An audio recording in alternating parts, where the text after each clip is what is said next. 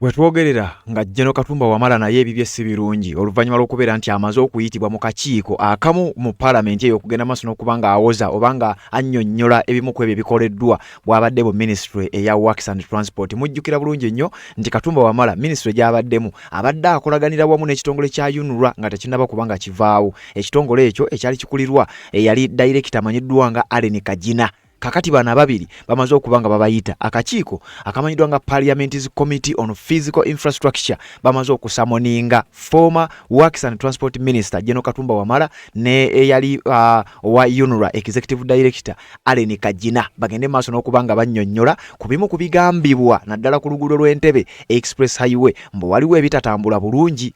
Jjukira gye buvuddeko twakuwa amawulire nga ku luguudo luno waliwo sente ezisoloozebwa teweerabira nti Uganda ebanjibwa sente Exim Bank ze yajiwola ogenda maaso n'okubanga ekola oluguudo luno. Kakati kigambibwa nti sente zino okubeera nti zibadde zirina okusoloozebwa mu kkubo lino kampani gye twakuwadde egenda maaso n'okusolooza sente zino waliwo ezimu ku mmotoka mbu eziwerera ddala ng'omutwalo mulamba nga zino emmotoka zibadde zisikipinga okusasula sente zino. Kakati Katumba Wamala abadde Minister avunanyizibwa ku bino ne Allen Kajina eyali ow'ekitongole kya UNRA jjukira ekyo kyo kyavaawo wenjogerera bamaze okubanga babayita. Ate obukiiko bwa Parliament jjukira nakugambye mukadde ako komiti yonna ng'etudde eyina powers zezimu ne kye bayita High Court. Kakati wenjogerera Katumba Wamala ebibye si birungi oluvannyuma lw'okuba nti abadde yakamala n'okuwummuzibwa mu magye newankubadde ng'okusinziira ku ye alaga nti ye yeeyagalidde okubeera ng'awummula abeere ng'ava mu magye. Katumba Wamala yavuddeyo n'akikakasa nti kakati mu butongole avudde mu magye g'eggwanga erya Uganda nga yakamala okuva mu magye bw'ati ekiwandiiko ne kifuluma ng'akakiiko aka Physical Infrastructure mu Parliament eyo kamaze okugenda maaso n'okuba nga kamusamoninga ajja abitebye. Kyokka jjukira waliwo nali nkusomera ekiwandiiko ekikulaga nti oluguudo luno Entebbe Express Highway emmotoka ezisukka mu mutwalo nga ziremereddwa okusasula kye bayita toll fees sente ezisoloozebwa zigenda eri Exim Bank Uganda ng'ekendeeza ebbanja lyayo sente zibadde tezimanyiddwa ani azirya. Kati simanyi oba bagenda kukiteeka ku Katumba Wamala oba byagenda okunnyonnyola mu kakiiko bye binaamusibya naye nga n'ebimu ku byazzayogera bannayuganda babadde bamukootinga nga balaga nti n'okuwummula obuwummuzi mu magye yandibanga si yabadde yeeyagalidde newankubadde ng'ate mu biwandiiko ne ku ye yennyini okusinziira kitulaga nti Katumba Wamala ye yeeyagalidde okubeera ng'awummula. Kati ebigambo bitandise okutambula emyaka 47 gy'amaze ng'asaavinga nga munnamagye wenjogerera nga yakamala okuwummula bw'ati akakiiko kagenze maaso n'okuba nga kamuyita. Kyokka teweerabira mukadde kano asaavinga nga Minister owa Public Service Ministry eyo eya Works and Transport baagimujja mudda baakyusa dda mu lishafo ezisembyeyo takyali mu Ministry eyo wabula ate Ministry gy'alimu kakati wenjogera bamusamoninze ajja abitebye nga n'abalala boolabye bazze basamoninga ebiseera ebisinga abamu ne bawunzika nga n'okukwatibwa bakwatiddwa. Kakati General Katumba Wamala eyavaayokko n'alangirako ne Robert Kyagulanyi Ssentamu mu bintu ebimu byali tebirabikako. Kati bannayuganda bamugamba tubadde nga tukugamba kakati ke kadde. Sebo Bobwe kwagaliza olunaku lumufugekwa nebo n'obagenda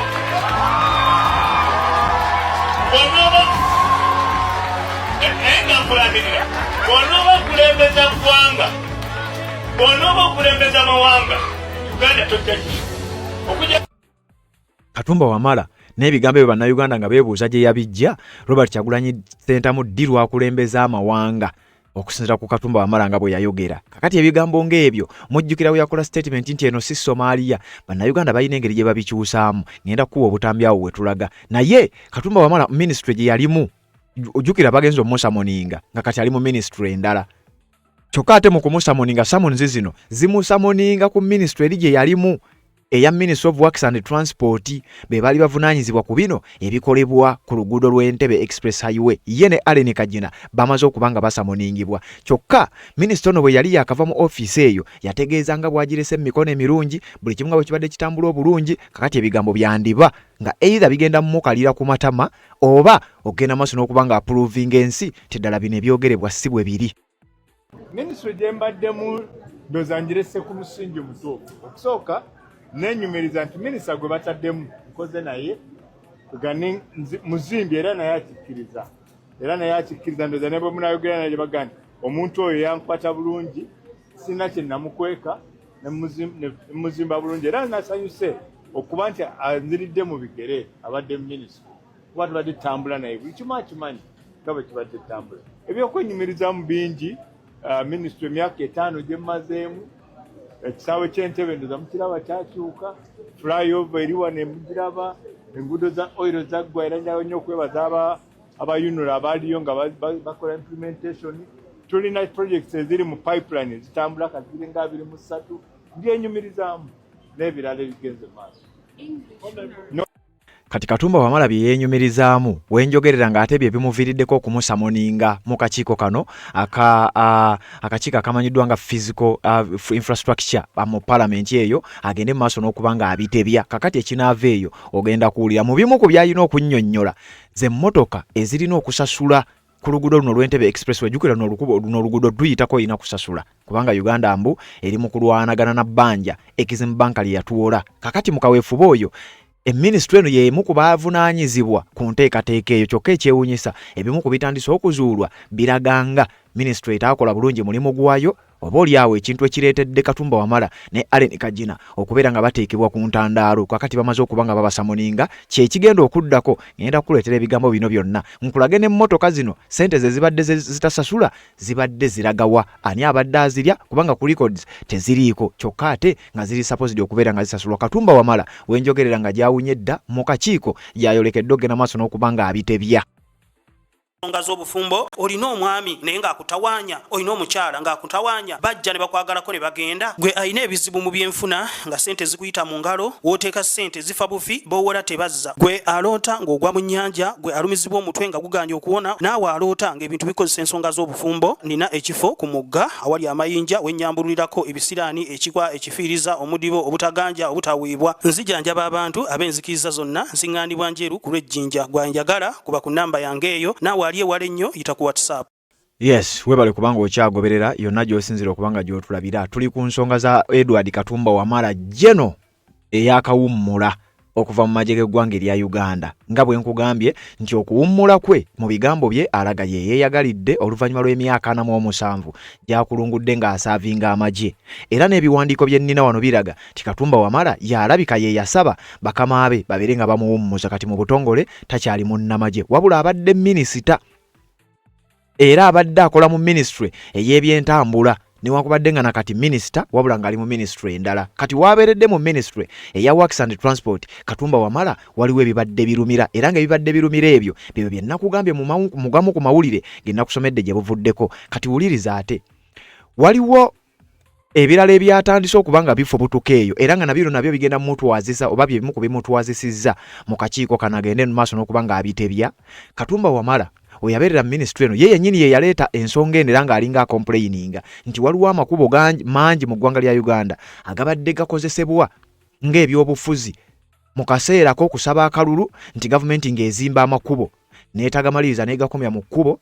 Sente zigenze already, sente ezimu baziridde nga zigenze mu kalulu, naye ate abatuuze mu bitundu ebyo gye baba bakoleddwa amakubo ekyamazima nga tegawedde, nga babawadde essuubi ne babakomya ku munaabo. Kati ng'otadde amakubo ag'ebbali.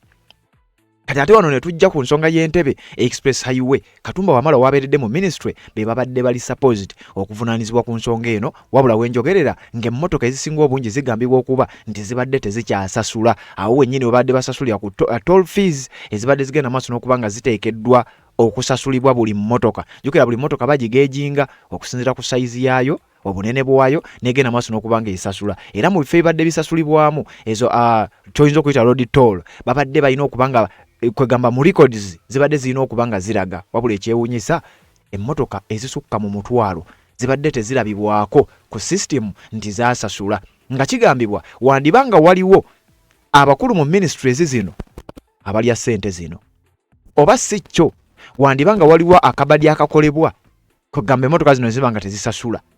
MPs shocked as over 10,000 cars failed to pay expressway toll fees. Era ababaka ba parliament be bagenda maaso n'okunoonyereza ensonga eno ne bagizuula, ekiwandiiko ne kifuluma. Kati Katumba Wamala wenjogerera nga byandiba nga bigenda kumwonoonekera. Leka tusooke tukunnyonnyole kino. Members of Parliament, we are stand after an internal audit report revealed that 10,446 vehicles could not be reconciled in toll records for the Kampala Express Entebbe Kampala Expressway nti abaka ba parliament bagenda okunoonyeza okusinza ku internal audit report eyafuluma ng'eraga nti emmotoka omutwalo gumu mu 446 tezisobola kulabibwako ku system nti zaasasula sente ezo. Kyokka nga sente ezo ze ziri supposed okumalawo ebbanja erya Exim Bank lyebanja eggwanga erya Uganda. Kati ebibuuzo nga byebuuzibwa sente ezo zaalagawa era Uganda egenda kukola etya okusobola okusasula ebbanja eryo, kubanga twakuwadde amawulire nti ne kampani esolooza yennyini yakozesa obuwumbi 229 n'esolooza obuwumbi 226. Yakozesa obuwumbi 226 n'esolooza obuwumbi 222 n'esolooza obuwumbi 229. Ekintu ne kigenda maaso n'okubanga kyennyamiza naddala eggwanga erya Uganda n'entambula gye ligenda maaso n'okutambula. Mukati bino byandibanga ne Katumba Wamala bitandise okubanga bimuyingiza mu mboozi eno. Uliriza. The report showed that 586 vehicles could not be accounted for in November 2024, resulting in an estimated revenue shortfall of about 407 million Ghana shillings. 2,860 vehicles were missing from toll records in December 2025 and over 7,000 in May 2026, translating it into suspected revenue losses exceeding 1 billion Ghana shillings. Bino byonna mu November wa 2024 emmotoka 586 zezigambibwa okuba nti tezaali accounted for, nga either sente zino zisoloozebwa abakulu bano ne bazirya ne bazezibika, oba si kyo nga sente zino waliwo engeri gye bakikolamu ne ziba nga ku system tezirabika, kati nga kyebuuzibwa sente ziragawa. Then ne kigenda maaso n'okubanga kiraga nti obukadde nga 407 ye yali loss government gye yakola. Kyokka nga government yeemu sente z'omuwi w'omusolo nze naawe zetuwa tulina okusasula company eri tulina okusasula loan eya Exim Bank. Kati wano obuzibu ne bweyongera mu December wa 2025 era amawulire ne gafuluma ng'emmotoka 2806 nga nazo zimiisinga ku records teziriiko, teziraga nti zaasasulwa, n'emmotoka ezisukka mu 7 mu May wa 2026 nga nazo era nazo tezaalabika. Nga bino byonna bw'obigatta Uganda yakakola loosi yakawumbi kalamba mu kaweefube ono oba mu vulugu ono bwe tuba tukiyita ow'okusolooza ku luguudo lw'Entebbe Kampala Entebbe Express Highway. Kati ekiwandiiko kifuluma nga kiraga ebyo ebirumira. With the revelation, legislators on the Committee of Physical Infrastructure have tasked the Ministry of Works and Transport to explain discrepancies in the expressway toll revenue collections, unaccounted for vehicles, and the management of billions of shillings invested in Uganda's first toll road project. Ababaka abatula ku kakiiko kano aka physical infrastructure bagenda maaso n'okuteeka ku nninga Ministry of Works beetegerezera bajje bannyonnyole bw'oba kwegamba batereeze ebyo ebitatambula bulungi mu nsonga y'okukuŋŋaanya ssente ku luguudo lw'Entebbe Express Highway. Abakulu abali mu ministry eyo bye bagamba ng'olwedde bano baakagikwata abaava mu ofiisi ye Major General Katumba Wamala ne banne abaaliwo birirwe bibeereddewo. Kati wuliriza tukyatambula. The committee chaired by Honorable Mwine Mpaka on Thursday 6th August 2026 questioned the officials from the ministry led by the Minister, Honorable Minister Fred Byamukama, together with representatives of the expressway operator Egis and the contractor Pinnacle contractor company, as lawmakers examined the findings contained in the Auditor General's report for the financial year 2024-2025. Wano na mujjukira mawulire ge nabawa gye buvuddeko nga gano gannyonnyola abakulu abali mu aba kampani ya Pinnacle esolooza sente zino wamu n'abamu ku bakungu abali mu ministry eya Works and Transport nga bayitiddwa mu kakiiko ka Parliament babeere nga babinnyonnyola. Kati awo nga Katumba Wamala tannaba kubanga abiyingiramu paka we bigenze mu maaso n'okubanga bitambula. Era kino kigambibwa okuba nti wano n'enguudo ezibadde zikolebwa ku nsonga ya politics olw'okuloonya akalulu nayo weeyingiriddemu. Naye leka tumaleyo ekiwandiiko kino. The revelation questions the integrity, reliability and the security of the electronic toll collection system. Ku system ene ekozesebwa ku luguudo luno nga basolooza sente ezo, system ene ina okubeera kwegamba sente zisoloozebwa zirina okubeera ku record nga zirabika, buli kimu nga kirabika nti omwezi guno tusoloozeza sente bweziti, omwezi guno twasolooza sente bweziti. Wabula ekyewuunyisa ku records sente ezimu nga tezirabikayo, teri amanyi wa gye zaalaga, teri amanyi oba zaasoloozebwa. Honorable Byamukama revealed that government secured 350 million US dollars, about 1.2 trillion Ugandan shillings loan in 2021 to finance the construction. Ono mubaka yabategeezeza naye tubeere benkanya. Government ya Uganda on behalf of omuwi w'omusolonze naawe yafuna akawumbi akatabalika kalamba n'obuwumbi bibiri 1.2 trillion mu dola bwe bukadde 305 mu 2021 ngeno yali loan eyali egenda okufinansinga oluguudo luno okukolebwa n'okuggwa obulungi ennyo. Kakati ate sente ezo zirina okusasulibwa wabula ekyebuuzibwa ate kati zibbibwa zigenda kuvaawa. Kitegeeza omusolo wandibanga bagenda kuzizzeena ate ewalinze naawe oluusi abatayitana ku luguudo olwo. MPs investigated whether taxpayers were receiving value for money after the ministry revealed that since tolling commenced, approximately 129 billion Ugandan shillings has been collected in toll revenue, while about 122 billion as uliriza waneri ensonga gye nnakuwa we yajjidde nti Uganda yakakungaanya oba gavumenti yakakungaanya obuwumbi 129 ng'ate ekozeseza obuwumbi 122 kati nga kitegeeza awo enjawulo ya buwumbi nga 7 nga ge gali ng'amagoba nga ge galina okusasula okatabalika akalamba n'obuwumbi ebibiri ku bbanja eribanjibwa gavumenti y'eggwanga erya Uganda kampani eri oba Exim Bank sente ze yatuwola. Kati kino nga kiraga bwe luba lugendo lwa kusasula bbanja eryo wakalutambulako obuwumbi kubo olugendo lw'okusasula ebbanja lyakatabalika kalamba n'obuwumbi bibiri tubanga abaakasoloozaawo obuwumbi 7 bwokka. Kati njagala obale ku katabalika kalamba n'obuwumbi bibiri nga twakasoloozaawo obuwumbi 7 olowooza Uganda ebeesigazza ebbanja lyenkanaki era liba ligenda kutwala budde bwenkanaki. Ebyo byonna nga bivunaanyizibwa ku ministry evunaanyizibwa ku nsonga z'ebyentambula. Wabula wano wetuddiddeyo emabega ku nsonga za ministry eno Katumba Wamala bwe yategeeza gaali mawulire ga NTV nti waliwo n'enguudo ezibadde zikolebwa ebbalibbali eno. Enguudo ezo zikolebwa si lwakuba nti luno oluguudo luli supposed okukolebwa oba newankubadde nga luli supposed okukolebwa naye nga balukozesa nga political capital. Bajja General Kaguta Museveni n'abalimbalimba ti luno oluguudo tugenda dukola musobole omuwa akalulu wabula olumala omuwa akalulu oluguudo nga lukomaawo we baba bakomye we bakoma. Katumba Wamala yennyini ye yabyeyogerera kakati bye bitandise okudda. Tukitegedde lwaleero nti waliwo enguudo gavumenti zetandika okukola n'ekigendererwa ekyokuzannya ebyobufuzi yejjeko akazita abantu ke babeera bagitaddeko wabula oluvannyuma ne ziziŋŋama. Okusinziira ku minisita w'ebyentambula General Katumba Wamala kino kye kimu ku biviiriddeko emirimu ku nguudo ezimu okukona ne kizza enkulaakulana ebeera etuukiddwako emabega. Yo Paalamenti egamba nti ekooye okuyisanga ensimbi ez'okukola enguudo kyokka neddamu okuwulira ng'emirimu gikandaaliridde. Okwogera bino Katumba Wamala abadde ku mikolo ogw'okwefumiitiriza ku mirimu gy'abayinginiya mu ggwanga ogubadde wano mu Kampala.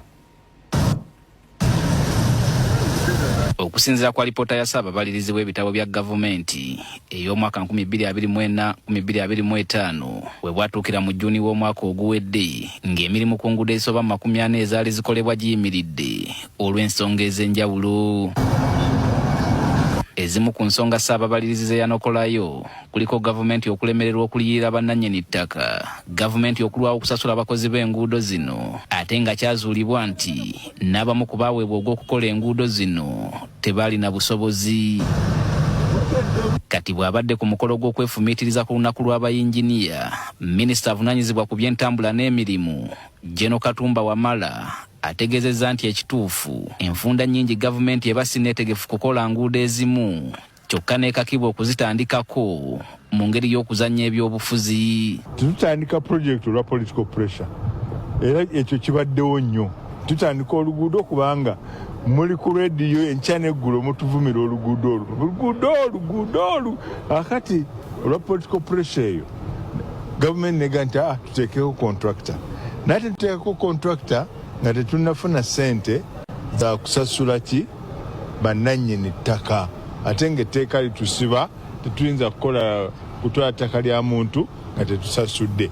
Minisita aliko n'oluguudo lwanokoddeyo lwagamba nti ne gye buli kati gavumenti tenneeteekateeka kulukola kyokka yasalawo erutandikeko okusobola okufuna akalembereza okuva mu bantu. Ekyokulabirako Nakawuka complex Kerere yali ku Nakawuka complex. Nakawuka abeera ffe mwatwerabira ki kana tuteekawo contractor eyaga nti yali lwedde okukola nga tetunaana kufuna sente zimusasula naganze nja kutandika omulimu nkole naye njagala mumpe ebitundu 3 ku 10 eby'ettaka we naakolera tetunaba kuweza na bitundu 25 lwaki kubanga sente tetwati tuzitegese ez'okugula ettaka kati ekyo kyekimu ku bireeta projects okukeerewa. Kyokka Katumba agamba nti waliwo n'emirimu egiziŋŋama olw'ensonga eziteewalika nga wananokoddeyo oluguudo lwa Busega Mpigi Express olumaze ebbanga nga lwasuulibwawo. Nti mu kulutandika lwali lugenda kuyita mu bifo birala okuyita Nabbingaawo, Kyengera bagenda okubalirira nga sente zijja kuba nnyingi nga n'ebintu bingi ebijja okwonoonebwa. Kwaliko ne factory kati ne basalawo balukyuse luyite ku Kitoogo. Zezo sente z'owulidde nga sipiika ayogera ti sente zeeyongere emirundi emeka 2 kuba luli lwali lugenda kuyita ku Mukalwe katuleta ku Kitoogo naye nga lujja kuggwa. Oluguudo lwa Kampala Jinja Express olumaze ebbanga nga lusuubizibwa okutandikibwa, minisita agamba bwe batabaawo kikyuka luno lwa kutandikibwako omwezi ogujja. Jinja Express we tubadde tukyali mu negotiations ne contractor agenda olukola agenda kucharginga sente meka myaka emeka kati ebyo bye bimu ku bikyateesebwako alina okuba nti alukoze yes naye sente zagenda okucharginga abantu baffe bakola ki bazisobola naye so far tusuubira by April ebyo byonna bijja kuba biwedde. Wabula bw'abadde ayogera ku mukolo gwe gumu omumyuka wa Speaker Thomas Tayebwa alaze obwennyamivu olwa Parliament okuyisanga ensimbi z'okukola enguudo kyokka ne zitabaako kye zikola. The issue of one projects not being finished on time. A very good example, Busega Mpigi Expressway. You come to Parliament, we borrow, we inform the public we are finishing the project in this time. Immediately after leaving Parliament, you go, you change a design. The changes you make the project cost times 2. And these are huge, huge monies. And it stalls. Tayebwa agamba ebyembi sente ezisinga zeewolwa bwewolwa olwo gavumenti neesigala n'omugugu gw'okusasula amabanja okuli n'amagoba ku nsimbi ezitalina kye zaakoze. If we have not yet acquired land, why are you commissioning the project to begin? And then the contractor sits and he claims 100 billion. And we must pay. Mu alipoota ye y'omwaka gw'ebyensimbi 2024-2025 Ssaababalizi wa gavumenti yategeeza nga gavumenti bwe yakasansanya ensimbi ezikunukkiriza mu trillion oba obuse 4 ku nguudo ez'enjawulo ezaaziŋŋama ate kampuni ezaazimba enguudo ez'enjawulo zibanja gavumenti obuwumbi obusoba mu 5 ng'obuwumbi obusoba mu 7 ku ssente zino. Kati zino zonna statements z'owulira zaakolebwa emyezi giyise era owuliddeko kugamba nti okutuuka mu Gwokuna bijja kuba biwedde kati tuli mu mwezi gwa 8 onaawulira kati ziba teziri busa bino byonna nga bigenda maaso n'okutambula Katumba Wamala n'awummuzibwa okuva mu magye wabula ye yennyini mu bigambo bye ng'agamba nti ye yeesabidde okuwummula olwo nno nkutwala baamusamoninza agenda abitebye. Kali mu butongole mba nfulumya amagye omukolo ogw'okutusiibula gwo gujja kujja mu maaso eyo naye kati wenjogerera kati era ne bamala bampa omusaala ogw'amagye ne ngukwata kati nsibira YGG kubanga officially nvudde mu magye kakati bwe nabawa olunaku bwe naba buli kinoga nti kale kati tukole ku weekend esooka ey'okubiri mu mwezi ogw'omunaana naye nga saamanya nti genda kuba kinene bwe kiti era nze nali manyi nti bajja abantu nga 5 ab'ekkanisa tusabe tunywe kacaayi kaffe olunaku lugwe naye bwe ntambudde mu nsi muno nkoze emikwano mu kitundu nenkola emikwano n'emukono ne Uganda yonna sijjaga nti mikono mukka ne mmaje gye mbadde nsavinga nkoze mikwano kati mikwano gyange abamu be baawulira ensonga eyo okuva mu b'ekkanisa yabaga nti ensonga eno kati bakwatireko muyinza obutagijjaayo ng'ekkanisa muyinza obuteemalirira bulungi kati olwaleero Katumba Wamala nga yakamala okulangirira nga bw'avudde mu magye ekiddiridde ze summons okuva akakiiko akamu mu Paalamenti y'eggwanga erya Uganda wabula tali yekka ali ne Allen Kajina.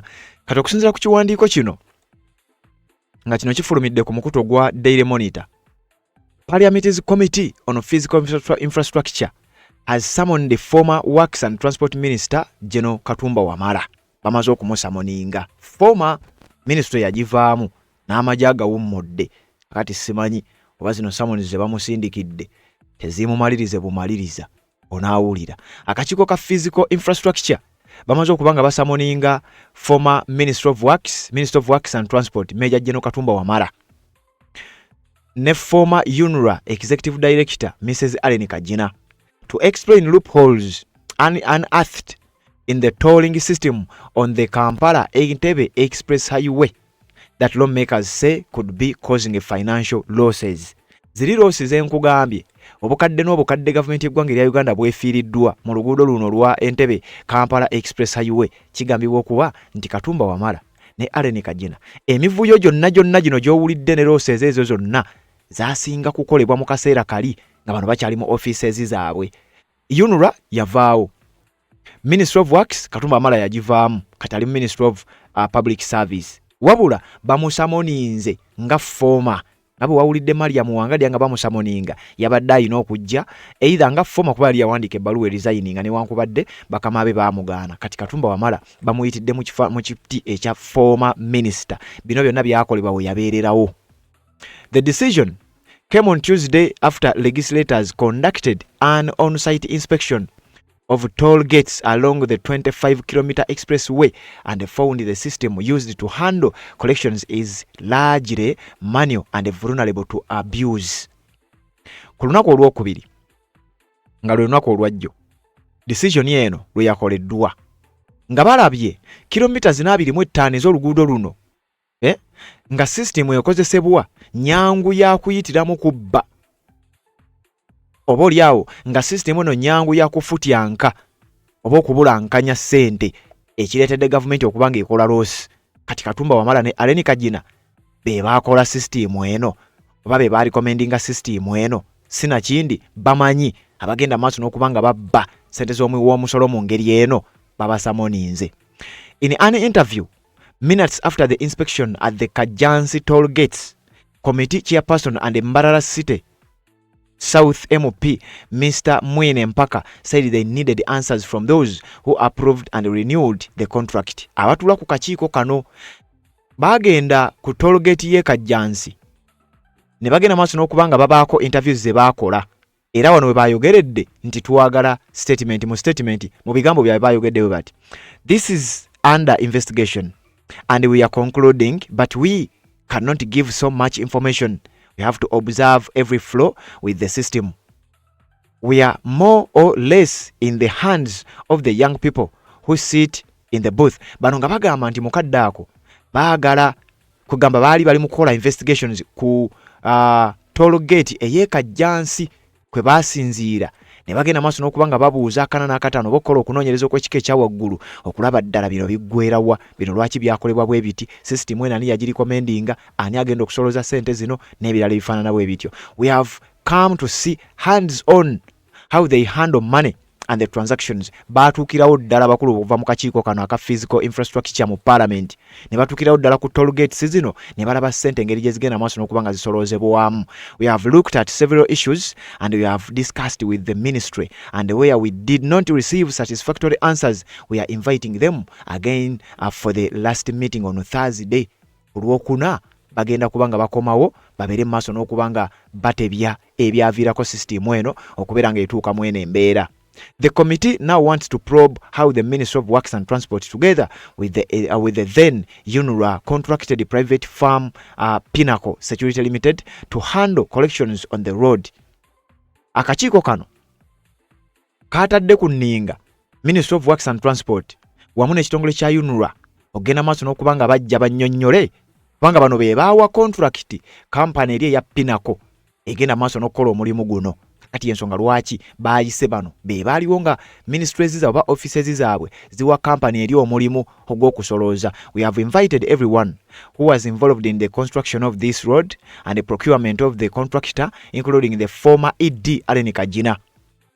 We have also invited the former minister General Katumba Wamala, who renewed this contract, and every other person who was involved at whichever stage to come and give us an explanation.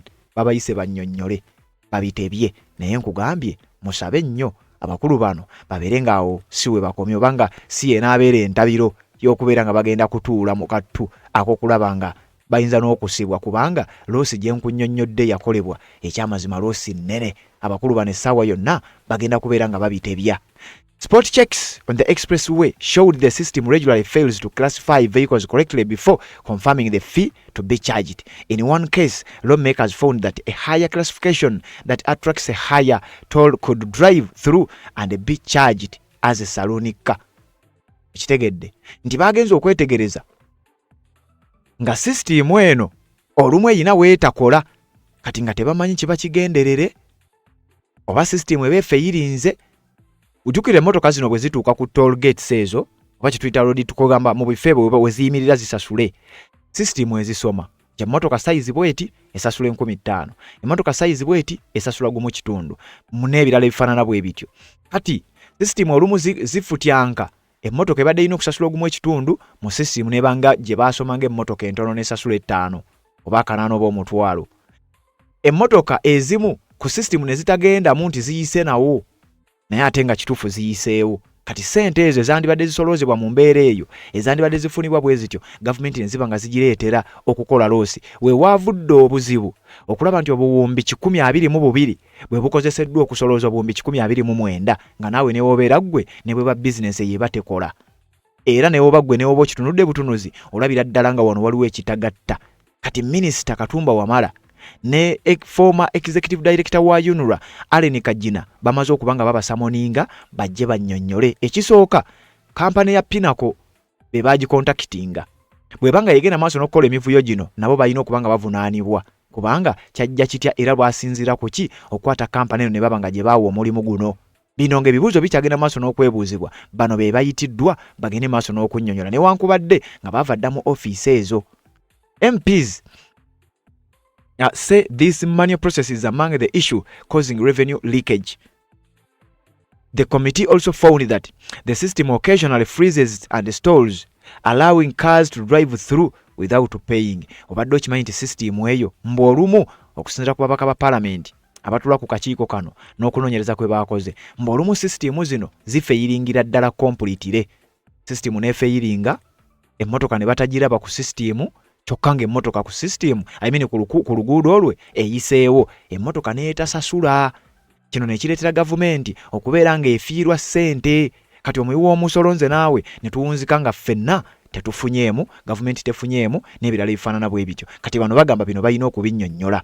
This was confirmed by Mr. Francis Katamba, the project manager under Pinnacle Security Limited, the firm contracted to handle toll collections. Yes, that is a scenario that we have been experiencing. In some situations where one vehicle passes, they time and pass before the barrier comes down the next car. These incidents have happened and we have got culprits. Onagamba nti bino bibadde bibaawe ebbanga lyonna babikozeko okunoonyereza ekyewuunyisa ababivunaanyizibwako abalinza okuba nga bandiba emabega waabyo mbu balabika bamaze okuba nga bagenda maaso n'okubafuna. Era oluvannyuma lw'okubafuna bano bandibanga bagenda kujja babeere nga babitebya. Kati simanyi mu bano ba culprits oba mu bano abagenze maaso n'okuba nga bavunaanibwa ku bino Katumba Wamala mwanaagwa oba Katumba Wamala kandiba akagenderere onaawulira. He was quick to add that many of them do this without knowing and they go back and pay cash. Mbukale tukimanyi bulungi nnyo nti kale abamu bayitawo bambi nga tebategedde naye oluvannyuma ne badde emabega ne basasula ssente ezo. Wabula ate mu eyo mbeera bangi bayitawo nga either abali mu system be bakikoze oba nga system ye fault nze netabala oba sikyo nga sente zino zibbibwa bubbibwa ani agenda ogenda maaso n'okubanga avunaanizibwa ogenda ku nsonga eno. When pressed to provide figures on losses incurred from such glitches, Mr. Katamba instead told lawmakers there are no financial losses from that tolling. Uliriza bwe baamukunyiza ono Katamba project manager agende maaso n'okubanga abitebya n'okunnyonnyola buli kimu akana n'akataano yategeezezza abakulu bano nti bannange mutusonyiwe naye ebintu ebimu tebiva ku ffe. Era n'ategeeza nti bino ffe si bye bireeta loosi. Katono project manager bw'abanga ategeezezza nga bino bibanga si bye bireetedde gavumenti okukola loosi eyo gye nkugambye sente ntono nnyo ezisolozeddwa ekitasuubirwa nga project manager abyegaanye era nga ye akakasa nti si bye bireetedde loosi eyo nga kano kabonero akalaga nti sente zandibanga zibbibwa bubbibwa, kampani ya Pinnacle abakungu mu Ministry ya Works and Transport abaaliwo nga bino bikolebwa n'abaali mu kitongole kya UNRWA nga tekinnagibwawo nga bigenda maaso n'okubanga bikolebwa essaawa yonna bandibanga bye bagenda okugenda emabega w'emitayimbwa singa kinaaba kyetaagisizza olw'ensonga zino. The Kampala Entebbe Express Highway is a 4-lane dual carriageway linking Kampala to the country's international gateway Entebbe. The 25-kilometer stretch was built to cut travel time from about 2 hours to about 45 minutes. Oluguudo luno olw'Entebbe oluva e Kampala okugenda Entebbe lugenda ku kisaawe era olugenda maaso n'okubanga lwanguya n'okukendeeza ku jjamu yali aleetera abantu okudireyinga nga bakozesa olw'Entebbe olukadde nga kyali kibeetaagisa okutambula kumpi essaawa nga 2 okuva e Kampala okutuuka Entebbe ng'oyise ekibuye oyise ku luguudo olwo olukadde, wabula nti baazimba luno lusobola okwanguyaako nti mu ddakiika nga 45 waakiri ne wooba okufunye ebikukeereyesa oba watuuse dda naye ate nga ne ddakiika 45 nga nazo zirabibwa nga nnyingi nnyo, wabula nti era kale kendeezaako. Basing on a 5-year contract, the toll system was in late May 2021 handed over to Egis Road Operation to operate and manage collections. Mu mwaka gwa 2021 mwezi ogwokutaano kampani ya Egis yaweebwa omulimu guno ogenda maaso n'okukola ekikwekweto kino oba okumanaginga collections zino ezikolebwa. After that contract elapsed, the government through the then Works Minister General Katumba Wamala transferred the KEE tolling project to Pinnacle Security Limited. Kati wano Katumba Wamala wabiyingiriramu. Government ng'emaze okuwa kampani eri eya Egis Road Operation okukolekitinga sente zino wayita akabanga katono Katumba Wamala nga ye minister mukaddaake yali minister ow'ensonga za Works and Transport yagenda maaso n'okukyusa omulimu n'agujja ku kampani eri eya Egis n'aguzza mu kampani eya Pinnacle. Kati kampani eno eya Pinnacle loosi zonna ezoogerebwako gye zisibuse kati Katumba Wamala ze zimu ku nsonga lwaki alina okunnyonnyola. The committee is expected to meet the former minister, former UNRWA boss and other officials on Thursday for what Mr. Mpaka called the last meeting on the matter. Kati wulira eno meeting okusinziira ku mubaka omu ku batula kakiiko akagamba nti eno ye meeting egenda okusembayo mu nsonga zino, kitegeeza bw'anaabaawo okwatibwa kijja kusalibwawo ku olwo, bw'anaabaawo ekyetaagisiza omuntu omu okusibwa kijja kuba kisalibwawo ku olwo lwe lunaku olwokuna nga lwe lunaku olw'enkya. Ennaku z'omwezi zigenda kubeera nga 13, omwezi gugenda kubeera guno gwennyini ogw'omunaana omwaka 2026. Sente z'omuwoomusolo ezibbibwa ku luguudo luno tugenda kutegeera Katumba Wamala Aleni Kajina balina kye bamanyi ku sente zino, era bino bwe bijjidde nga Katumba Wamala yakawummula amagye okutya ne kujja mu bannayuganda. Katumba Wamala tagendera mu bintu nga bino, tewabaawo embeera etandiikiriza okugenda maaso n'okubanga ejja gy'ali eyinza okuvaako ebintu oba olyawo nze naawe bye tuyinza obutayagala. Kakati nga sinnakuwa bigambo bimu njagala nkuzzeeyo ate kkowa n'emabega. Katumba Wamala bangi babadde balina n'information yerowooza nti yandibanga ne mu magye yabummuziddwa nga tanneeyagalira, wabula bino biwakanyiziddwa. Newankubadde biwakanyiziddwa waliwo era ebikyalumira. Okusinziira nze ku biwandiiko bye nnina biraga nti Katumba Wamala yeeyagalidde era n'emyaka egy'enjawulo gy'amaze era kwegamba emyaka 47 agamba nti mumativu era avuddeyo ng'ayogera nga bwe tubikuwadde. Kati wano Katumba Wamala okukakasa kino nti yeeyagalidde kyekiri mu kujustifyinga ensonga eri, newankubadde bannayuganda bagamba nti nedda Katumba Wamala yandibanga akaseera ke akakazigizigi kalabika kasemberedde, kubanga tulabye abakungu bangi enamba esinga nga bw'ava mu office bw'awummuzibwa ebitera okuddako tebitera kuba birungi. Naye ate General Katumba Wamala transition out of the Uganda People's Defence Forces was a honorable voluntary retirement based on his completion of 47 years of military services. He officially finished his service on July 31st, 2026, exiting active duty alongside 20 other generals as part of a routine structured military transition. Nti Katumba Wamala okuwummula kwe mu magye ibajise honorable guest kyakugamba yabadde voluntary yakyeyagalidde oluvannyuma lw'emyaka 47 nga bwe nkugambye gyamaze ng'asaavinga mu magye yeesaliddewo abeere ng'alekulira era bannayuganda wano abamu ne bakitegeera bulungi. Katumba Wamala yatandika okusaavinga mu magye emyaka 47 emabega.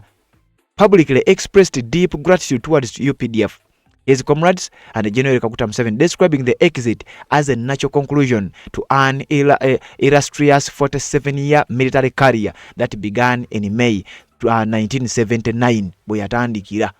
Era tawaliriziddwa buwalirizibwa ogenda mu maaso n'okubanga afuluma amagye wabula nga bwe nkugambye nsonga zitambula. Ngenda kuwa ebigambo byalumbuye nga yagamba nti Katumba Wamala waliwo embeera egenda mu maaso ku sayidi ye, naye nti alabika bino teyabyagala. Kati Katumba Wamala nga tuvudde ku bigambo bye ngenda kuwa ate ebyalumbuye ng'amulabula era ng'agamba Katumba Wamala munnaye twakugamba tukimanyi ekikugoba si kirungi, naye ayina ebigambo byabadde ayongerezaako. Kati nga sinnagenda eyo ngenda kusooka okwebaza abantu mwenna abatambula naffe ku mukutu guno era abatambudde naffe ebbanga lyonna, naddala abajja ne muteeka obubaka bwammwe mu comment section ne tuba nga tutambula. Mbeebaliza ddala okuba nga mutambula naffe. Neebaza nnyo abantu abayimiridde naffe mu nsonga za internet n'ebirala ebifaanana bwe bityo.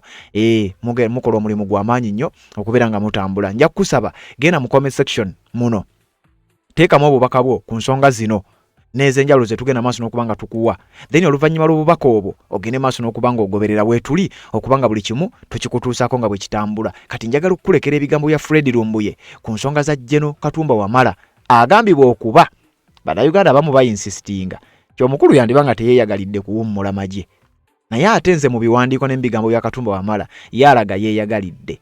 Mujjukira Katumba Wamala nga y'omu ku basajja abasimattuse okukubwa amasasi era nga amasasi ago gatuuka okutwaliramu muwala we n'agenda maaso n'okubanga yaziikibwa. Katumba Wamala n'asurvivinga n'ebiwundu, eyo scenario mugijjukira. Kati bannayuganda bagamba nti Katumba Wamala lwaki bino byonna bizze ng'eri issue yamala kubaawo okutugumbulwa kwe kwamala kulemererwa n'ebirala ebifaanana bwe bityo. Katumba Wamala ali seefu. Katumba Wamala nga wetwogerera minisita wa public service naye ate nga bamusamoninze ku byakolebwa mu biseera bye mu ministry ya Works and Transport bamwise wamu ne Allen Kajina. Katumba Wamala ali seefu gwampuliriza. Genda mu comment section teekayo ensonga yo okusinziira ku bigambo bya bannayuganda bye boogera n'ebitambulira ku mboozi eno n'ebye tugenda ogenda maaso n'okubanga tukutuusaako ffe tubeere nga tutambula. Kakati gwamaze okusubscribe nga kyokola kya mutawaana nnyo nkulekera ebigambo byalumbuye nzije mbeere nga nkwongerayo ate tuwuliziganye mu updates eziddako.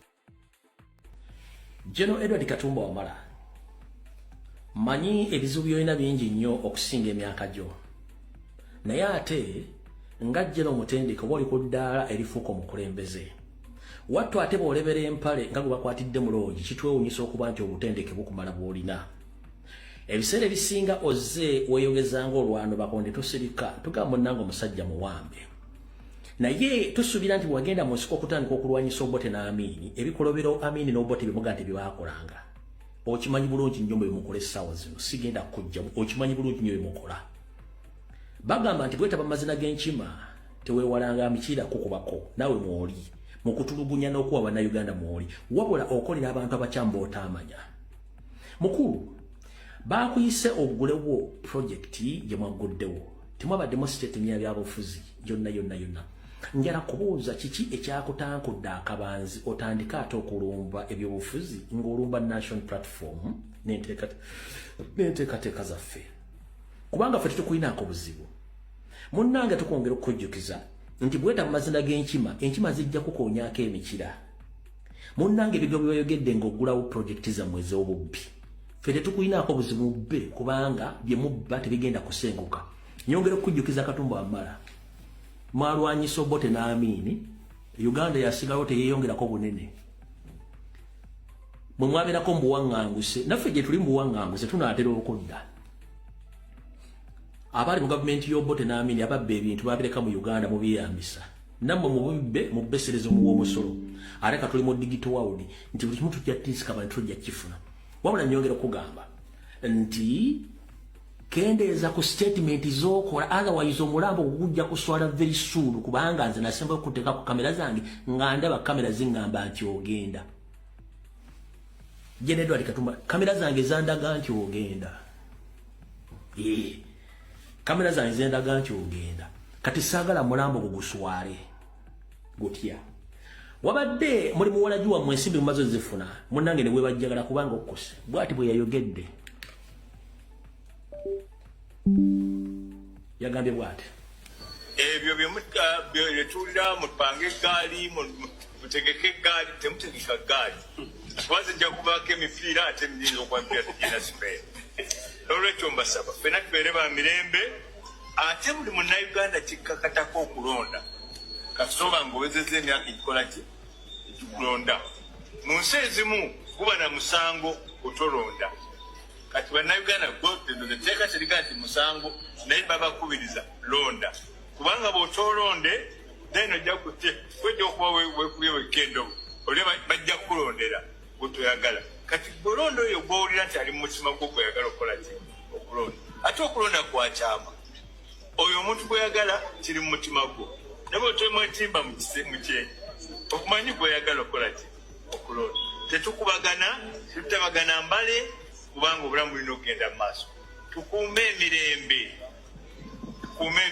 kubanga emirembe gyegisobozesa eggwanga lino okutuuka wano emirembe gyegisobozesa abantu bano okukola wano emisana n'ekiro okulaba nti mwezi gumu n'ekitundu basobodde okuteekawo ekyo nammwe bennyini abamu ndaba mutambula mugenda mu mazina misana na kiro ekyali kitasoboka lwa mirembe alright tweyanziza nnyo tweyanzege mukulu emirembe gikuume emirembe era emirembe gitwanyisa emirembe bagenda mu mazina we mbaagala bazimbye mugenda okubbira obulu bakoledde omwezi gumu banga wayawudde nze njagala okubuuza munnange emirembe gye gyatwala muwalawo kuba naye amasasi ate gye emirembe nga nagyo birungi kubanga emirembe gye gyatwala muwalawo ate kati njagadde era kyovula nakuvaako ogambye nti tukuume emirembe kubanga bagenda mu mwenge ne banywa bagenda mu disco njala kubuuza emirembe gye gyatwala muwalawo naye gye gyali gikututte ate n'egyo mirungi nnyo munnange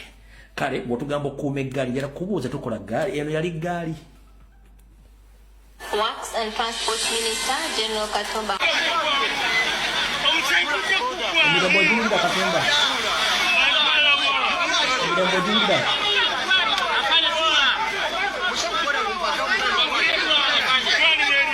emirembe ogiwulira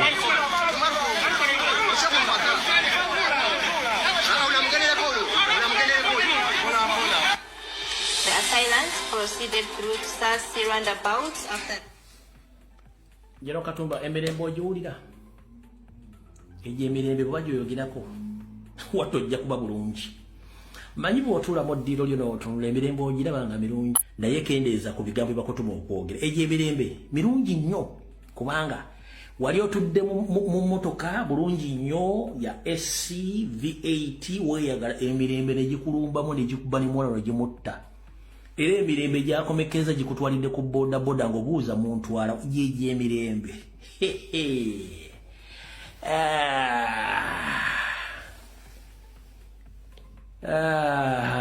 mamangu Fatuma egyo emirembe ogiraba egyo emirembe egyo ojja kitegera ojja kumanya lwaki Bukenya si munnakenya nze kamera zange zindaga ogenda kufa very soon kati nawe tuvuddeyo saagala kulwa kubanga nze ebiseera ebisinga saagala kugamba abantu bakulu bagenda kunyiga nagali kyegamba kikituufu